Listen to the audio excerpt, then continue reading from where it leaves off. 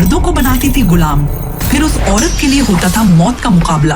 उस दिन मिट जाता था हजारों औरतों के माथे का सिंदूर, लेकिन क्या करती थी वो जीतने वाले के साथ? आखिर कौन है वो? क्या है उसका मकसद? सुनो सुनो सुनो सुनो, सुंदरनगर में कल डेथ मैच का आयोजन होने वाला है। राजकुमारी मणिकर्णिका भी इस आयोजन में पधार रही हैं। एक और मौत का खेल। पिछले साल मेरे देवर की गर्दन वहीं कट गई थी। राजा और उनके दरबारी इसे खेल कहते हैं, पर हमारे लिए ये मातम है। कल फिर न जाने कितनी माओं की गोद सूनी होगी, कितनी औरतों का सिंदूर मिट जाएगा। कल का मैच मजेदार होगा। ये गंदे गुलाम वैसे भी मरने लायक हैं। सुंदरनगर के राज परिवार और कुलीन कहे जाने वाले लोगों ने गुलामों के लिए एक नियम बनाया था। अगर एक भी गुलाम राज परिवार के योद्धाओं को हराकर जिंदा बच जाए तो उसके साथ सारे गुलामों को आजाद कर दिया जाएगा। इन्हीं गुलामों के बीच कैद था नील वायुपुत्र। कल का दिन हम सबकी आजादी का दिन होगा। इस बार मैं लड़ूंगा। पागल मत बनो नील, हालत देखी है अपनी और हम सबकी। पूरे दिन हमें पीटा जाता है, खाने में 2 सूखी रोटियां और दवा के नाम पर एक मामूली गोली। अगर मौत भी हमारे ऊपर रहम कर दे तो उसका एहसान होगा। नील बीते 3 सालों से गुलामों की तरह यहाँ कैद था। उसे उसके ही भाइयों और परिवार वालों ने धोखा दिया था। नील कोई साधारण आम इंसान नहीं था। उसने अपनी पहचान छिपा रखी थी, क्योंकि उसे यहाँ से आजाद होकर एक बहुत बड़ा काम पूरा करना था। लेकिन सबसे पहले उसे अपनी बहन नीलिमा को बचाना था, जिसे जादुई शक्तियों की शिक्षा देने वाले सप्त सिंधु आश्रम में कैद कर लिया गया था। अब चाहे मणिकर्णिका आए या यमराज, कल मैं यहाँ से निकलूंगा, जरूर निकलूंगा। लोगों के सोने के बाद उसने चुपचाप एक किताब निकाली और पढ़ने लगा। फिर उसके शरीर में वो हुआ जो किसी की कल्पना से भी परे था। सूरज की पहली किरण के साथ डेथ मैच शुरू हो चुका था। कालकोठरी में नील का पूरा शरीर गर्म लावे की तरह दहक रहा था। वहीं नील चट्टान में मुक्के मारकर अपनी गर्मी को कम करने की कोशिश कर रहा था। कब तक सहूंगा? अब यही ज्वाला मेरी ताकत बनेगी। दोपहर तक लाशों के ढेर जमा हो चुके थे। एक तरफ अमीर जहां जीत का जश्न मना रहे थे, दूसरी तरफ रोते चीखते गरीब और गुलामों के परिवारों का दर्द धरती और आसमान को भी दहला रहा था। ये कोई मैच नहीं, ये तो वध है। देखो राजदत्त फिर से अखाड़ा साफ करेगा। तभी नील ने अखाड़े में कदम रखा। उसे देखकर राजदत्त बोला, तो तू अभी तक जिंदा है? लगता है तेरी मौत मेरे ही हाथों लिखी है। मेरी कहानी सुनकर लोग दुआ मांगेंगे कि उनका तुझ जैसा कोई भाई ना हो। घिन आती है मुझे ऐसे रिश्ते पर। रिश्ते कमजोर लोग बनाते हैं, जो खुद के बल पर कुछ नहीं होते, जैसे तू। मैं अकेला ही काफी हूं। चल, अब मरने के लिए तैयार हो जा। राजदत्त ने अपने हाथ की मुट्ठी को कसना शुरू किया और उसके शरीर में नीली ऊर्जा दौड़ने लगी। सैकड़ों हाथियों की शक्ति उस मुक्के में समाने लगी। राजदत्त ने नील के सीने पर उस मुक्के से वार कर दिया। नील कई फुट दूर जाकर गिरा, लेकिन इस बार उसे जरा भी दर्द का एहसास नहीं हुआ। उसके शरीर में गर्म धाराएं दौड़ने लगी। नील उठ खड़ा हुआ। थोड़ा और दम लगा राजदत्त, इतना मेरे लिए काफी नहीं है। राजदत्त भूखे भेड़िए की तरह नील पर टूट पड़ा। वो जितना उसे पीटता, नील के शरीर में उतनी ज्यादा ताकत पैदा होने लगती। उसके शरीर से लाल रंग का गर्म तरल पदार्थ बहने लगा। सबको लगा वो खून है, लेकिन ये वो अशुद्धि थी जो उसके शरीर से निकलकर उसकी आत्मा को मजबूत बना रही थी। ये देह शोधन तकनीक थी, जिसमें शरीर को जितना पीटा जाता वो उतना ज्यादा ताकतवर बन जाता था। नील को अपने वार आसानी से झेलते देखकर राजदत्त का गुस्सा बढ़ता जा रहा था। तुझे कुछ हो क्यों नहीं रहा? क्या तू मेरे सब्र का इम्तिहान ले रहा है? तो फिर ये ले। राजदत्त ने बनाई नंदी सहस्त्र मुष्टिका, जो वायुपुत्रों की खास तकनीक थी, जिसकी ताकत 10 परमाणु बमों के बराबर थी। राजदत्त ने नील के सीने पर हमला कर दिया। उसकी आंखों के सामने अंधेरा छा गया और वो कई फुट दूर जा गिरा। शोरगुल थम गया। मर गया। लोग नील को देख रहे थे। नील पर इस ताकत का गहरा असर हुआ। उसकी चेतना के अंदर प्रकट हुई नवनाग हांडी, जिस पर 9 दिव्य नाग थे। राजदत्त के मुक्के की शक्ति से 9वें नाग की मणि जाग गई। नील की कुंडलिनी शक्ति के 4 चक्र एक साथ जाग उठे। वो सीधा खड़ा हुआ।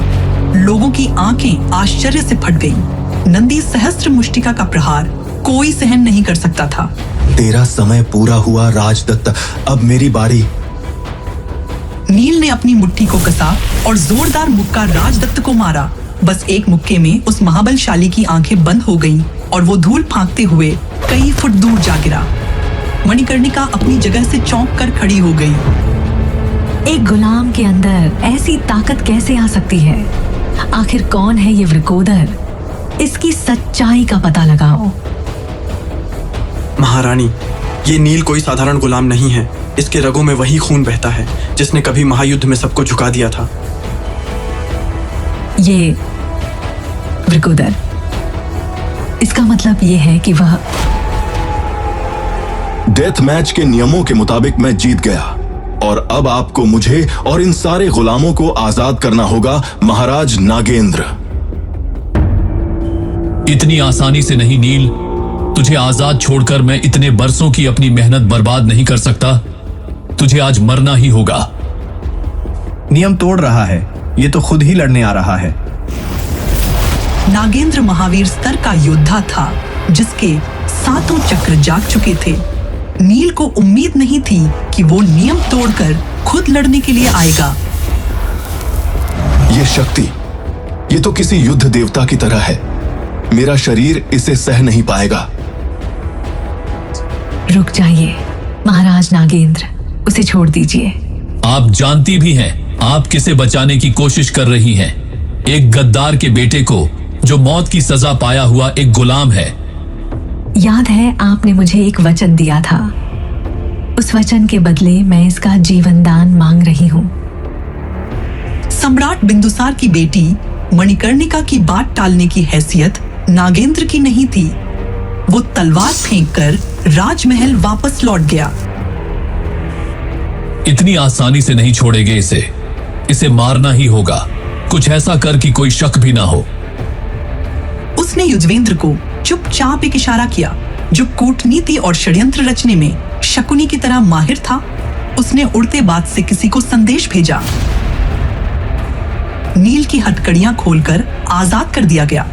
आदेश मिला है, तू आजाद है। वो वहां से निकल गया। अब मुझे जल्द से जल्द सप्त सिंधु आश्रम पहुंचना होगा। पता नहीं किस हालत में होगी वो बेचारी नीलिमा। नीलिमा, मैं आ रहा हूं। तभी आसमान से एक जोरदार गड़गड़ाहट की एक बड़ी सी हांडी आई और जमीन पर गिर पड़ी। उसमें से एक दुबला पतला हाथ निकला और उसने नील को हांडी के अंदर खींच लिया। उसमें से एक घिनौना सा दिखने वाला बूढ़ा आदमी निकला और उस हांडी को अपनी पीठ पर लादकर तूफान की तरह वहां से भाग गया।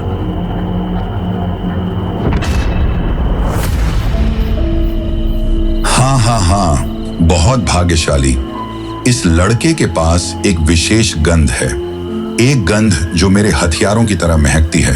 ये मेरे हथियार के लिए एकदम उपयुक्त व्यक्ति है। मैं इस लड़के को ले जा रहा हूँ। वो बूढ़ा और कोई नहीं अघोरा था, एक शस्त्र निर्माता।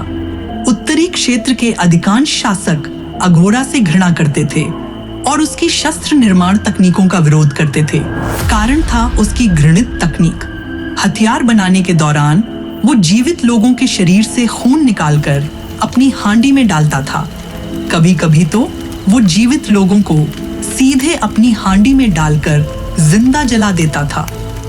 अघोरा नील को लेकर चला गया, मगर इधर दूसरी तरफ कांसे की हांडी के अंदर नील चुपचाप बैठा था। उसके हाथ और पैर मजबूत जंजीर से बंधे थे, जिन्हें वो अपनी पूरी ताकत लगाने के बावजूद नहीं तोड़ पाया था। मैं कभी भी इतने विशेष शरीर वाले व्यक्ति से नहीं मिला। इस लड़के की खुशबू मेरे नश्वर हथियार की जैसी है। तुम मजाक कर रहे हो है ना? मुझे देखो, मैं भी तुम्हारी तरह हार्ड मांस से बना हूं। मैं सिर्फ एक इंसान हूं, ना कि कोई हथियार। इसीलिए बेहतर होगा कि तुम मुझे जाने दो। तुम्हें जाने दूं? क्या तुम मजाक कर रहे हो? मुझे तो इसका अंदाजा भी नहीं है कि जब मैं तुम्हें हथियार बनाने वाली हांडी में डालूंगा तो कितने शक्तिशाली हथियार का निर्माण होगा। मैं इसको लेकर बेहद उत्साहित हूं। अघोरा एक बेहद छोटी सी गुफा के आगे खड़ा था। नील ने मन ही मन विचार किया। गुफा के बीच में 4 पैरों वाली एक काले रंग की हांडी मौजूद थी। वही गुफा की छत से 8 कीलें निकली हुई थी, जिनसे निकलने वाली हर जंजीर से एक व्यक्ति को बांधा हुआ था। उन लोगों के शरीर पर कई सारे घाव थे, जिनसे धीरे धीरे खून बह रहा था। वो खून नीचे रखी हांडी में बूंद बूंद करके टपक रहा था। भट्टी से थोड़ी ही दूरी पर लगभग 1 दर्जन लोहे के विशाल पिंजरे थे, जो लगभग 3 फीट चौड़े थे, जिनमें से प्रत्येक में एक व्यक्ति को रखा गया था। उनमें से अधिकांश की आंखों में नीरस भाव थे और उनके शरीर अनियंत्रित रूप से दर्द में कांप रहे थे। यह स्पष्ट था कि जितना लोगों ने कहा था, अघोरा उससे कहीं अधिक नीच था। अघोरा की हैवानियत देखकर नील वायुपुत्र दंग रह गया। शस्त्र निर्माण के दौरान मैंने महसूस किया कि अगर मैंने हथियारों को बनाने के लिए जिंदा इंसानों के मांस और खून का इस्तेमाल किया तो उन इंसानों से निकलने वाली घृणा की भावना से मेरे नश्वर हथियार की शक्ति बढ़ जाएगी। बच्चे, तुम्हारे मांस और रक्त की गंध किसी नश्वर हथियार के समान ही है। इसलिए मैं अपनी नर्क की तलवार को तुम्हारे शरीर के साथ हांडी में डालकर तुम्हारे खून से उसे शुद्ध करूंगा और फिर शायद मेरी नश्वर तलवार एक आध्यात्मिक हथियार में बदल जाए। शस्त्र निर्माण के लिए महत्वपूर्ण घटक उच्च कोटि की धातु और एक उच्च तापमान वाली आग होती है। अगर आपके पास इनमें से एक की भी कमी हो तो उच्च श्रेणी के हथियार का निर्माण करने की कोई संभावना नहीं होगी। माफ कीजिए, लेकिन मुझे लगता है आप अपने हथियार की क्षमता बढ़ाने को लेकर गंभीर नहीं है। ठीक है, ऐसा प्रतीत होता है कि तुम्हें हथियारों को बेहतर करने के बारे में थोड़ी जानकारी है, लेकिन कोई बात नहीं, तुम्हारा ये हल्का फुल्का ज्ञान तुम्हारी कोई मदद नहीं करेगा। अघोरा ने नील को नीचा दिखाते हुए कहा। नील की बात का जवाब देते वक्त अघोरा हांडी के अंदर से जंजीरों को खोलने में व्यस्त था। अघोरा ने नील को कांसे की हांडी से बाहर निकाला और पास रखे हुए पिंजरे में फेंक दिया। जब नील वायुपुत्र को छोटे से पिंजरे में बंद किया जा रहा था तो उसने अघोरा के चेहरे पर एक कुटिल मुस्कान देखी। आध्यात्मिक हथियार बनाने के लिए मुझे जिन दुर्लभ कीमती चीजों की आवश्यकता है, मेरे पास उन्हें खरीदने के लिए पर्याप्त धन मौजूद नहीं है। वहीं हथियार को तुम्हारे शरीर के साथ शुद्ध करना भी आध्यात्मिक हथियार बनाने का ही एक तरीका है। चलो हम कुछ अच्छा होने की आशा करते हैं। आखिरकार तुम्हारा मांस और रक्त वास्तव में बहुत खास है। कौन जाने, शायद मैं हमेशा की तरह इस बार भी भाग्यशाली रहूं। आखिर कैसे बचेगा नील अघोरा के चंगुल से? क्या नील ही बनेगा अघोरा के अंत की वजह, या फिर अघोरा आध्यात्मिक हथियार बनाने में कामयाब हो जाएगा? जानने के लिए देखिए महागाथा का अगला एपिसोड सिर्फ पॉकेट FM चैनल पर।